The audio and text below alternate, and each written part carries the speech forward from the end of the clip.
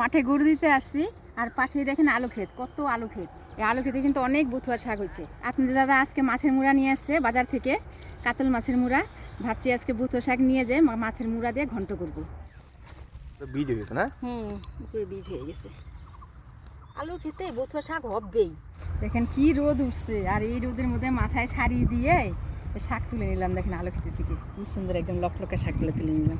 শাকটা বাড়িতে আইনে বাইছে দেখেন কি সুন্দর করে ধুয়ে কাইটে নিয়েছি। এবার মাছের মুড়াটা আমি হলুদ লবণ দিয়ে মাখায় ভাজে নিই।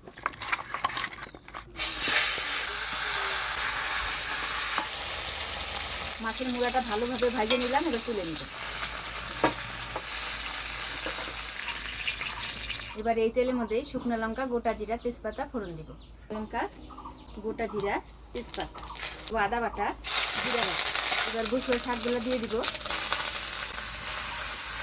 হলুদ, লবণ, লঙ্কা ভালো করে নাড়ে চেড়ে নিলাম। এবার 2 মিনিট ঢাকা দিয়ে দিব। কি সুন্দর মজে গেছে। এবার ভাজে রাখা মাছের মুড়াগুলো দিয়ে দিব। শাকটা আমি মাছের মুড়া দিয়ে ভালো করে নাড়াচাড়া করে নিলাম। এবার পিঠালু দিয়ে নাড়াচাড়া করে নামাই দেব। দেখুন শাকটা কি সুন্দর আঠা আঠা হয়ে গেল। শাক ঘন্ট হয়ে গেছে, এবার নামিয়ে নিব।